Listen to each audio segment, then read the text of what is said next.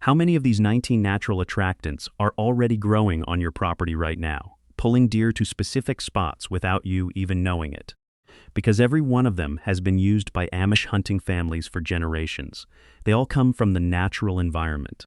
And most of them cost nothing.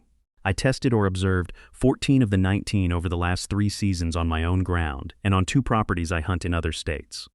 The ones that worked surprised me. The ones that failed surprised me more. A few of these sit in a legal gray zone depending on your state's baiting definitions, and I will flag every one of those as we go. Check your regulations. The title says legal in all states, and most of these are because they are natural scent and curiosity attractants, not food products. But a handful involve placing edible material on the ground, and that crosses the line in states with strict baiting laws. I am going to be straight about which is which. If you have used any of these on your ground, I want to hear what happened.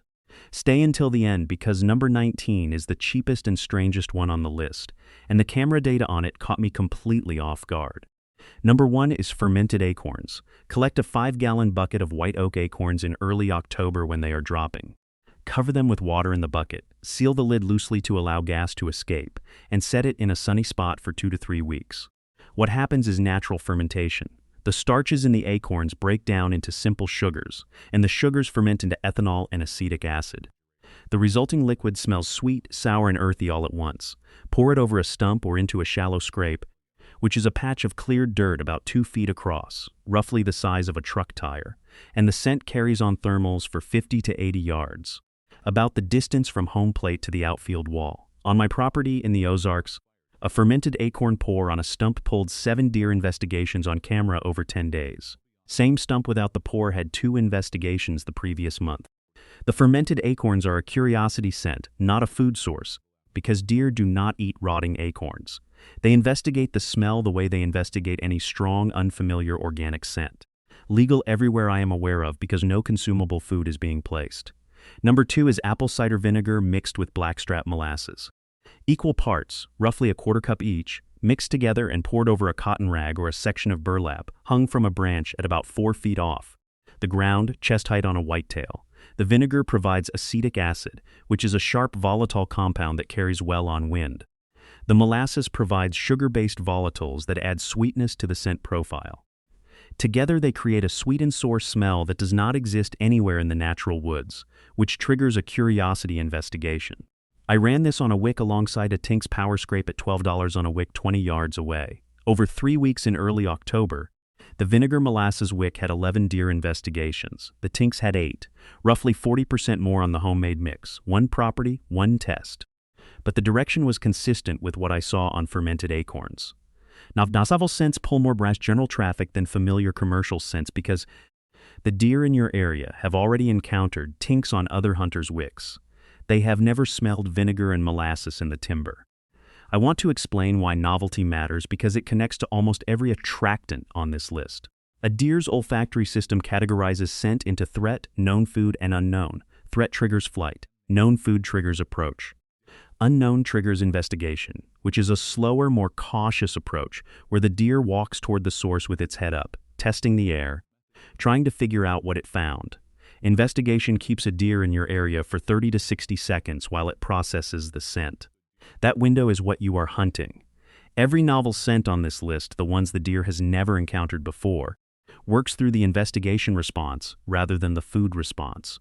That is why they pull deer even in states where you cannot place food. You are not feeding the deer, you are making the deer curious. Number 3 is mineral-rich soil from creek beds or spring seeps. Deer naturally visit mineral-rich soil, which is why you see pits dug near spring heads and creek banks where water has deposited calcium, magnesium, and sodium over centuries. An Amish farmer in southern Vermont, that green mountain hardwood and dairy country where the sugar maples and red oaks dominate the ridges and the spring seeps run through slate ledge, showed me a natural mineral seep on his property that deer have been visiting since his grandfather farmed the land. He does not add anything to it. He just keeps the leaves raked back and the seep clean so deer can access the mineral-rich clay underneath. If your property has spring seeps or exposed clay banks along creeks, clear the debris and let the deer find it. They already know it is there. They just need access. This is legal everywhere because you are not placing anything. You are revealing what the ground already contains. Number 4 is fermented corn and grain mash. I need to flag this one immediately. Placing corn or grain on the ground for the purpose of attracting deer is classified as baiting in roughly 25 states. Even fermented grain that deer cannot eat well because the alcohol content makes it unpalatable may still be classified as bait because the base material is a food product. Check your state regulations before trying this. Where it is legal, the Amish method is simple. Whole kernel corn soaked in water for 7 to 10 days until it ferments and smells sour. The liquid is poured over a stump or log. The corn itself is left in the bucket. The fermented water produces acetic acid and ethanol volatiles that carry well and pull deer from downwind.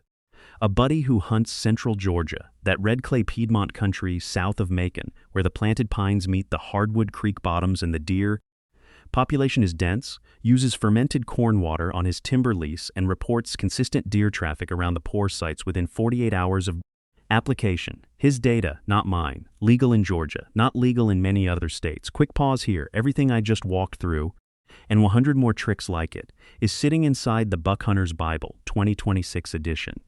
280 pages of the stuff that actually puts deer on the ground. And right now, if you grab it, I am throwing in the 30-day opening day roadmap completely free. That is a 60-page day-by-day preseason plan that walks you from the first scout to opening morning. So you start this season ahead of every other hunter in the woods. Link in the description, QR code on screen. This is the season you stop guessing. Number 5 is natural salt placed at trail intersections, not a commercial salt block. Plain livestock salt from the feed store, about $5 for a 50-pound bag. A quarter cup crumbled into the dirt at a spot where 2 deer trails cross, concentrates traffic from multiple directions. Deer crave sodium from March through August. The Amish place salt where trails converge, and the deer have been using those spots for decades. Flagging this one. Hunting over salt is illegal in roughly 20 states. Legal for wildlife supplementation in many others. Know the line where you hunt. Number 6 is fresh-cut cedar and pine branches piled at the base of your stand tree or blind 3 to 4 weeks before hunting season. The freshly cut wood releases terpenes, which are volatile organic compounds that smell like fresh lumber. Deer associate that smell with natural wind damage and forest activity, not with human presence. A pile of cedar branches also provides visual cover at the base of your stand. By the time you hunt the site 3 weeks later, the branches are partially dried but still releasing enough terpene scent to mask the faint human odor that accumulates around any stand over time. This one costs nothing and is legal everywhere. Number 7 is collected doe urine from harvested does, stored in a glass jar and frozen for use the following season. The Amish press on the bladder during field dressing and save everything.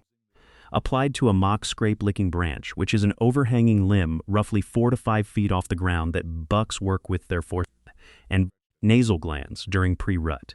The urine contains local pheromone signatures that resident bucks recognize as belonging to a doe they may have encountered. Commercial urine comes from penned deer in another state. The local version triggers a more aggressive investigation in my camera data.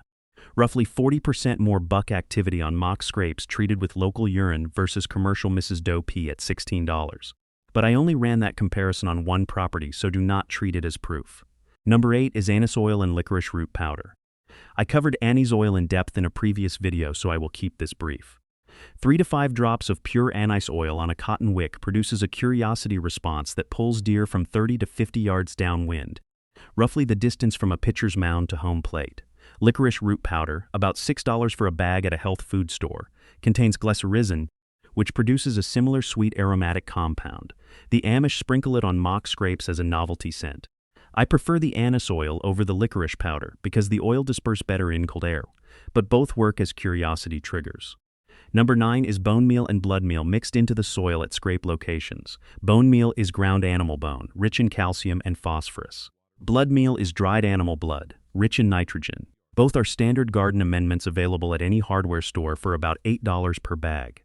A tablespoon of each worked into the dirt of a mock scrape adds a faint organic scent that mimics the mineral and biological profile of a heavily used natural scrape.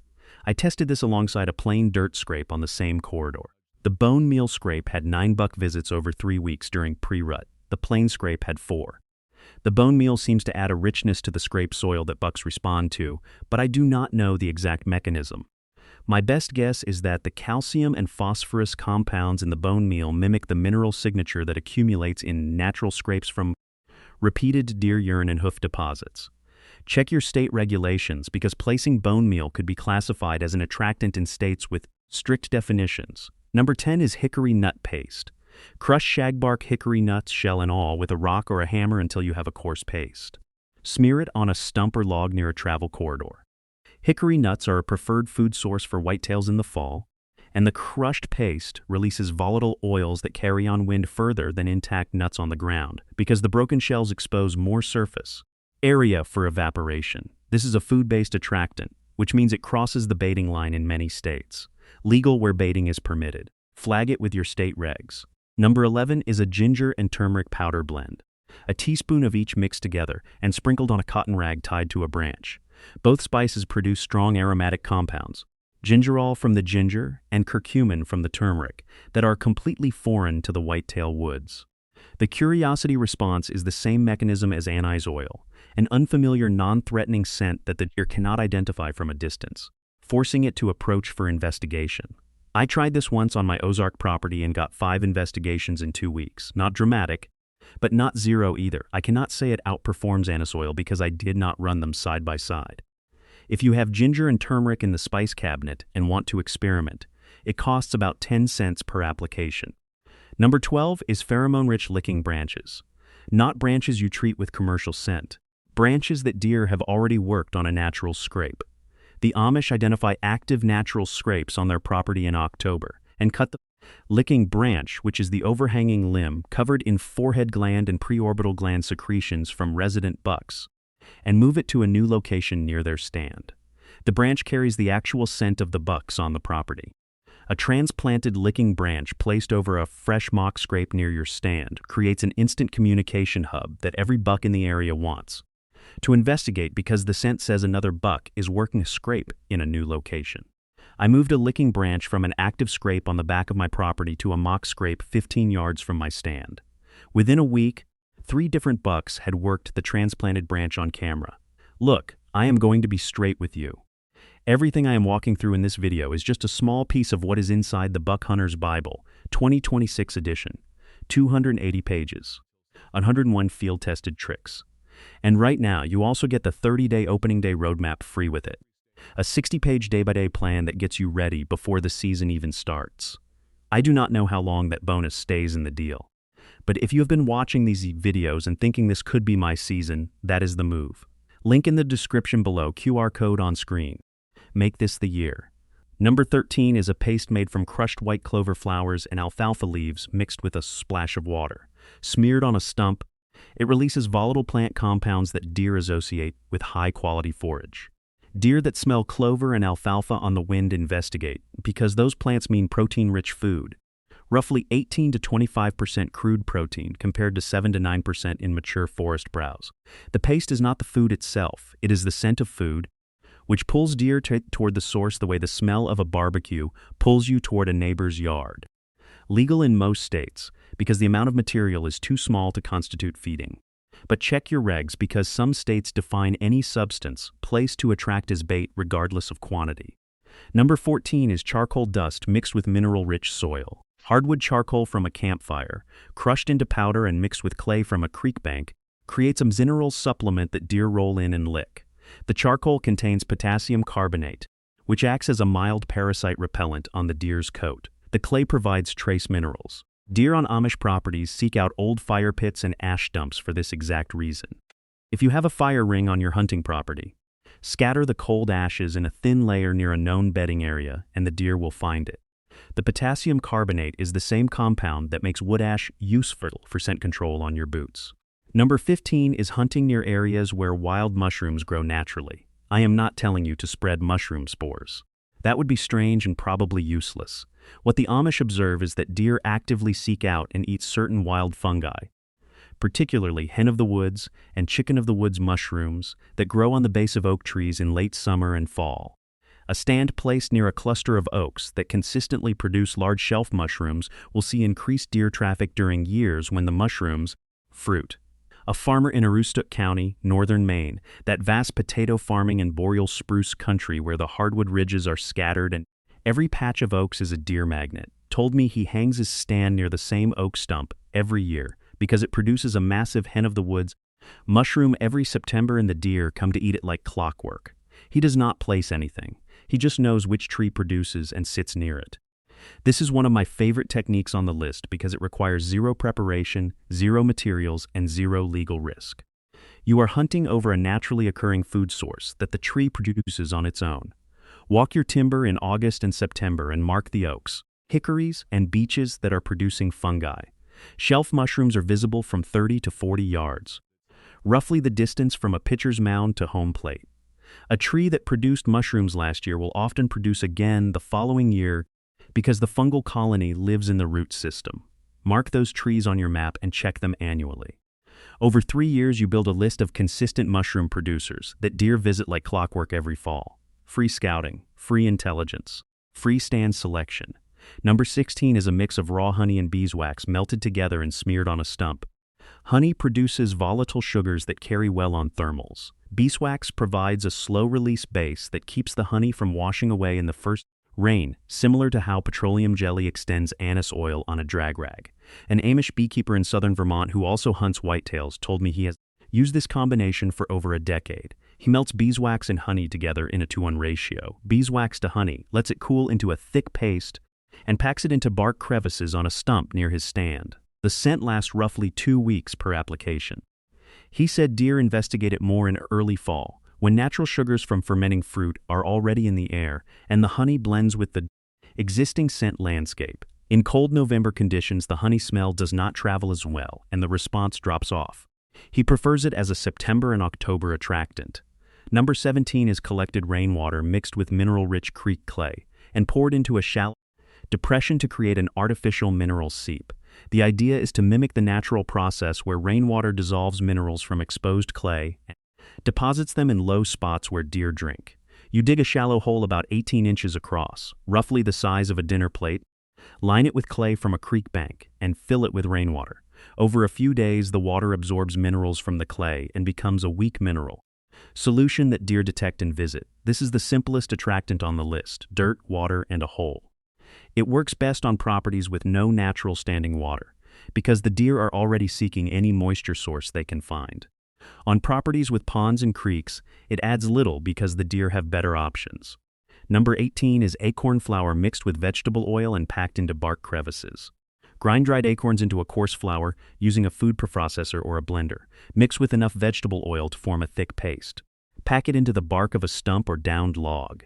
The oil base prevents the acorn flour from washing away, and the slow evaporation of the acorn volatiles produces a persistent food scent signal. This is food-based, which means baiting laws apply. Flag it with your state regs.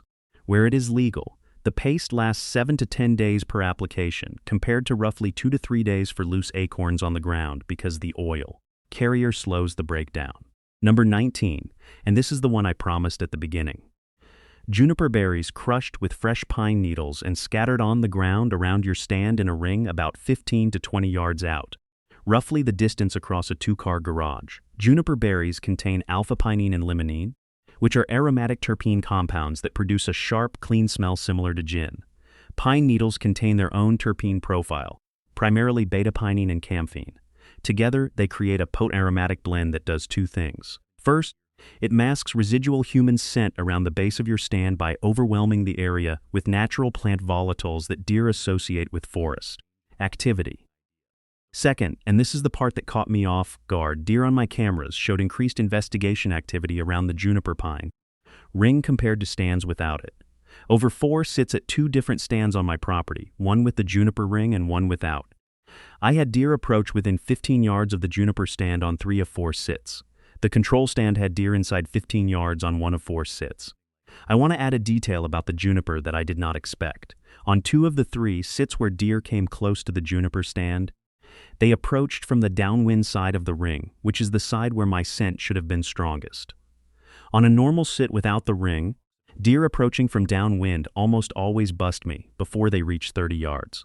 With the juniper ring, 2 deer walked through the ring at 12 and 15 yards on the downwind side and did not blow. They hesitated, turned their heads, but kept walking. My best theory is that the terpene concentration from the crushed juniper and pine was strong enough at ground level to partially mask or confuse my scent trail at the exact point where deer would normally detect it. I am not claiming it makes you invisible. It does not. But it seems to create enough olfactory noise in a small area around your stand to delay the deer's identification of human scent by a few critical seconds. That delay is the difference between a shot opportunity and a flag waving goodbye at 40 yards. I have used the juniper ring on every sit since that test, and I plan to continue using it. It costs nothing, takes 5 minutes to set up. And the worst case is that it does not help. The best case is that it buys you the time you need. My wife asked why I was collecting juniper berries in the backyard. I told her they were for hunting. She said last week it was garlic powder. The week before it was molasses, and now you are raiding the landscaping. She asked if there was anything in the kitchen I was not going to take to the woods eventually. I told her I had not figured out a use for her good china yet, but I was working on it. Small sample, not proof. But the behavioral difference was visible enough that I kept doing it. My best guess is that the concentrated terpene ring creates an olfactory screen that disrupts the deer's ability to pinpoint your exact scent location. Instead of smelling human at one specific tree, the deer smells a broad wall of strong plant compounds with maybe a faint trace of something underneath it. That confusion is enough to keep it from blowing out immediately. A buddy tested the juniper ring on his Tennessee property and saw similar results. He said the deer approached more cautiously, but did not bolt the way they typically do when they catch a direct whiff of human scent. His experience matches mine. The juniper ring is not invisible, it is disruption. And disruption buys you the 5 extra seconds that make the difference between a shot and a blown opportunity. If you have tried any of these 19 attractants, leave your results below. 19 techniques, all natural, most free. A few require a trip to the grocery store or the feed store. The ones that work best on your ground depend on what your deer are already eating, what they have already encountered from other hunters, and whether your state allows placement of edible material. The Amish did not read a hunting magazine to learn these. They watched the deer on their property for 50 years and paid attention to what the animals sought out on their own. The best attractant is not the one you pour from a bottle. It is the one the deer were already looking for before you got involved. Your job is to figure out which one that is and put it where you can reach it with an arrow.